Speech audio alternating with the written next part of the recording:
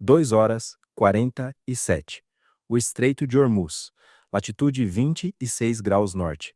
Dentro do centro de combate do USS Carney, o técnico de sensores bateu o punho no console.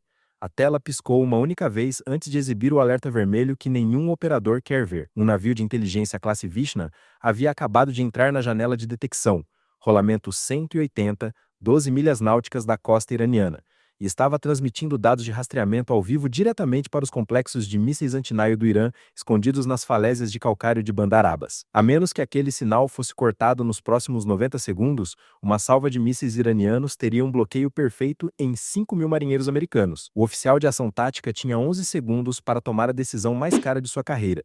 Se ele errasse o momento, um grupo de ataque de porta-aviões de 13 bilhões de dólares se tornaria o alvo de um ataque de saturação. É aqui que começa a contagem regressiva de 12 minutos. O navio espião russo Viktor Leonov, uma plataforma de inteligência da classe Vishna, estava estacionado como um predador silencioso a 12 milhas da costa iraniana. Por dias ele havia operado como uma ponte digital entre as capacidades de vigilância russas e as baterias de mísseis iranianas. A lógica da operação era elegante na sua crueldade. Os iranianos estavam sendo destruídos eletronicamente pela guerra eletrônica americana. Seus radares costeiros estavam saturados, suas comunicações estavam suprimidas, mas os russos haviam encontrado uma brecha no sistema. Eles estavam atuando como um radar proxy. O Leonov usava seus sensores passivos para rastrear as esteiras térmicas dos destroyers americanos e retransmitir esses dados por meio de um link de frequência alta blindado diretamente para as baterias anti-anaviamento iranianas enterradas nas encostas das montanhas. A plataforma não disparou um único tiro, não precisava. Com o Leonov agindo como os olhos de Teherã, as baterias de mísseis iranianas podiam operar como se a guerra eletrônica americana simplesmente não existisse. O plano russo era uma obra-prima de guerra simétrica.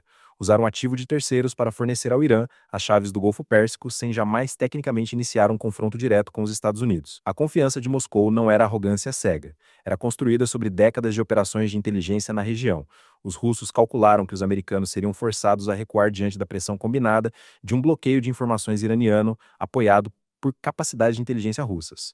Era uma aposta. A Quinta Frota iria hesitar, iria verificar protocolos, iria pedir permissão a Washington. Era essa aposta que estava prestes a custar tudo.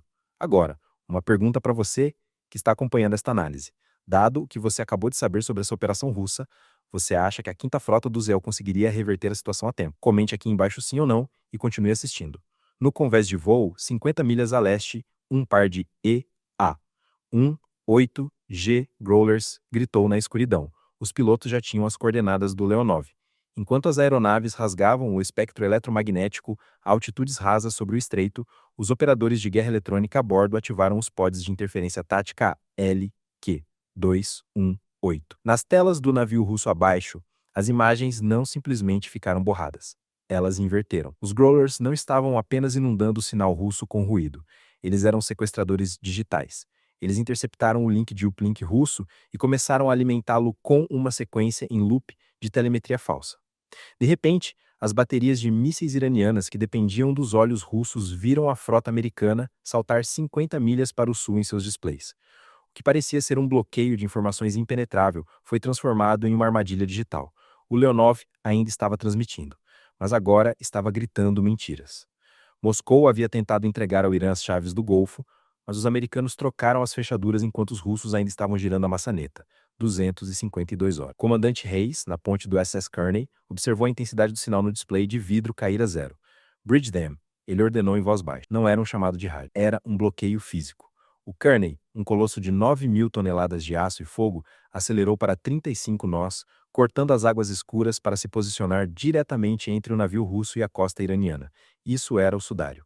A manobra que transformava o navio espião de uma ameaça em um preso. O Viktor Leonov estava agora cego, surdo e fisicamente preso por um destroyer americano que o iluminava com radar de controle de fogo apenas para deixar a mensagem clara: nós tivemos. Nós somos os donos aqui. Enquanto a batalha eletrônica estava sendo vencida nos nanosegundos do éter, o horizonte estava prestes a explodir com o peso total do poderio naval americano. Por semanas, o SS Gerald Ford e o SS Abraham Lincoln haviam mantido uma linha tensa, mantendo o estreito aberto ao tráfego global. Mas às 300 horas, o wet streak chegou. O SS George H.W. Bush surgiu na região após um trânsito em alta velocidade a partir do Atlântico. Sua chegada não anunciada sua intenção inequívoca. Isso era o Hat-Trick, a concentração rara e aterrorizante de 3 superporta-aviões nucleares em um único teatro de operações. Estávamos falando de 300 mil toneladas de território soberano americano, carregando mais de 240 aeronaves de ataque avançadas e mísseis de cruzeiro B, GM-109, Tomahawk suficientes para nivelar um país de médio porte. O Bush não chegou sozinho. Ele trouxe a Q-Web, a rede de morte. Ao integrar seus sensores com o Ford e o Lincoln, a quinta frota do ZEUA criou um sistema de sistemas que cobria cada centímetro quadrado do Golfo Pérsico. Não havia ponto cego. Não havia zona segura. Não havia janela de oportunidade para os adversários. Os oficiais de inteligência russos a bordo do Leonov assistiram suas telas de radar legadas saturarem com mais de 1.000 alvos fantasmas gerados pela interferência coordenada da frota americana.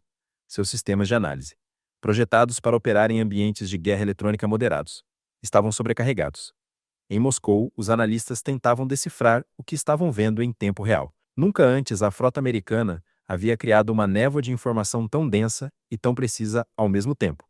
Às 304 horas, os iranianos tentaram testar o perímetro, um drone RXC-Kaman-22, provavelmente lançado para verificar se a ponte de dados russa ainda estava operacional.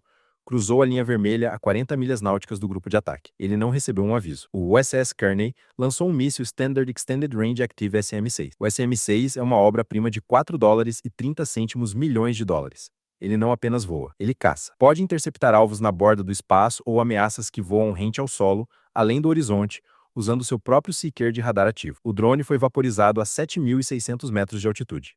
A explosão foi tão limpa que nem deixou uma mancha térmica nos sensores russos. O Hat-Trick não era apenas uma demonstração de força, era uma zona de exclusão total. E enquanto a quinta frota do ZEUA fixava fisicamente e eletronicamente as forças navais russas e iranianas no lugar, a Força Aérea de Israel enxergou a janela que havia estado esperando semanas para ver. Esta era a coordenação paralela que Moscou havia falhado completamente em prever.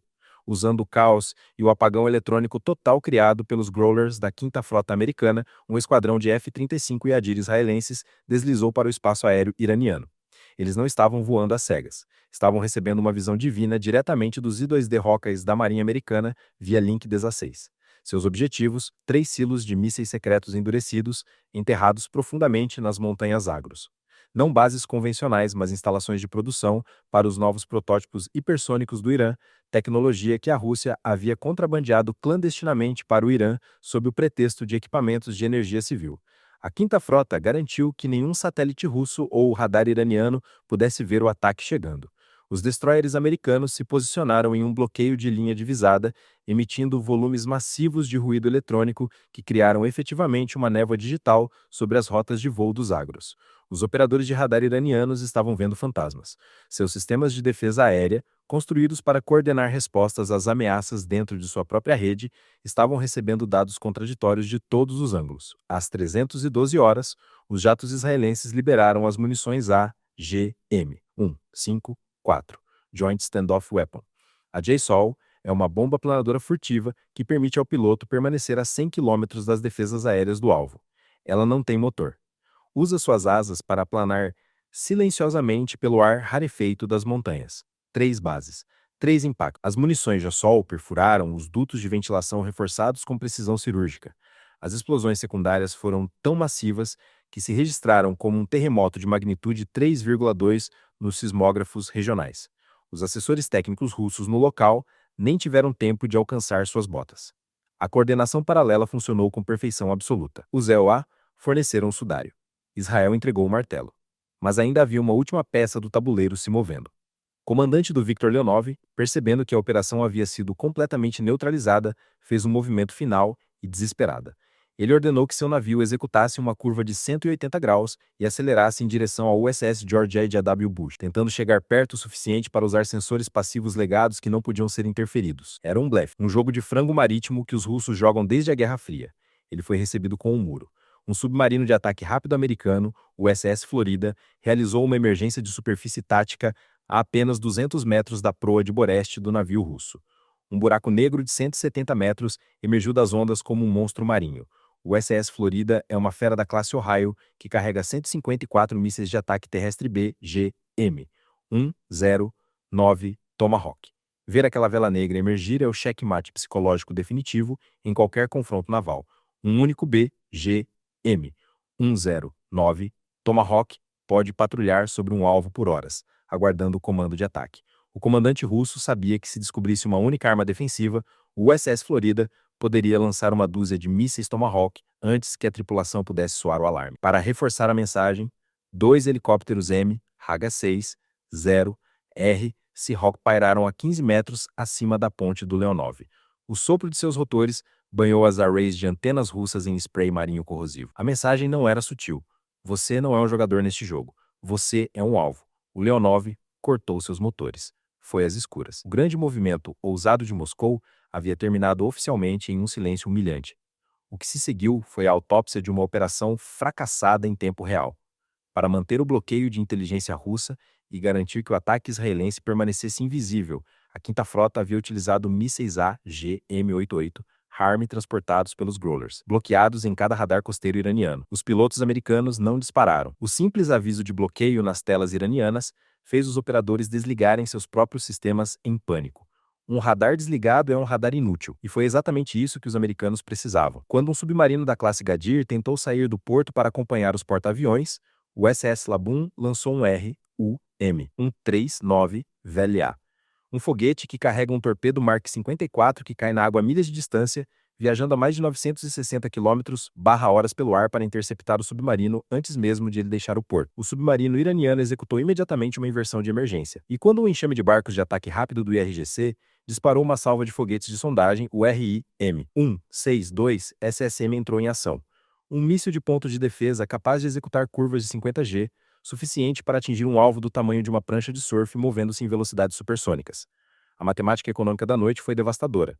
A Rússia gastou dezenas de milhões de dólares em uma operação de inteligência encoberta que foi desmontada em minutos. O Irã perdeu 200 dólares milhões em pesquisa hipersônica e 3 bases secretas. A Marinha do ZEUA, enquanto isso, tratou todo o engajamento como um evento de treinamento de rotina. Às 4h00, o Estreito de Hormuz estava silencioso. O Viktor Leonov russo estava recuando para as águas internacionais a velocidade reduzida, suas matrizes eletrônicas sensíveis, provavelmente fritas pela intensidade dos growlers americanos. As baterias antinaveamento iranianas tinham ido ao silêncio. Sua ponte de dados russa estava destruída além de qualquer reparo. O USS George H. Bush tomou sua posição na linha dos porta-aviões. 3 porta-aviões. 3 cidades de aço. Um único propósito unificado. Trilhões de dólares em energia global continuaram a fluir pelo estreito sem perturbações pela guerra das sombras que havia acabado de se desenrolar. A falha de Moscou foi uma falha de imaginação. Eles assumiram que os EUA reagiriam ao seu movimento com protocolos diplomáticos tradicionais ou militares legados. Eles não perceberam que estavam lutando contra um sistema de sistemas. Os dados que permitiram aos jatos israelenses destruir as bases iranianas não constavam em um mapa estático. Era uma kill chain ao vivo.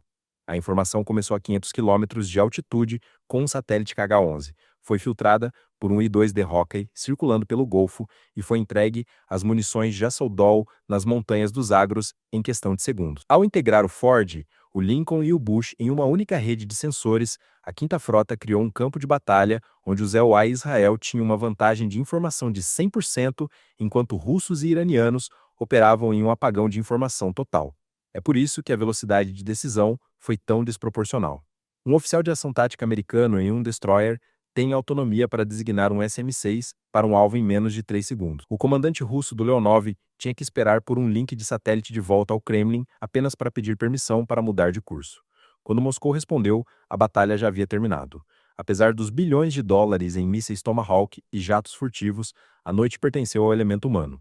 Os marinheiros da Quinta Frota do ZEUA não hesitaram. O oficial de ação tática em serviço tinha 11 segundos para acionar a interceptação do SM-6 contra o drone Kaman-22. Ele não verificou com Washington, não pediu uma segunda opinião, confiou no sistema Aegis em seu treinamento. Esse nível de autonomia profissional é o que torna a máquina de guerra americana imparável. Contraste isso com as tripulações do IRGC. Quando as munições de Al-Sawi atingiram seus hangares, os soldados iranianos ainda estavam tentando descobrir por que seu radar não estava funcionando. Estavam aguardando ordens que nunca chegaram porque suas comunicações haviam sido vaporizadas pela interferência americana. Esta é a diferença entre uma força em rede e uma força legada. A velocidade da decisão humana. Para os marinheiros no Kearney, era a hora do café da manhã. Eles não comemoraram, não soltaram gritos de vitória. Apenas passaram um turno para o próximo grupo de serviço. O movimento russo foi descoberto. A ameaça foi neutralizada. As bases secretas foram destruídas. E para a frota mais poderosa do mundo, foi apenas mais uma terça-feira no escritório.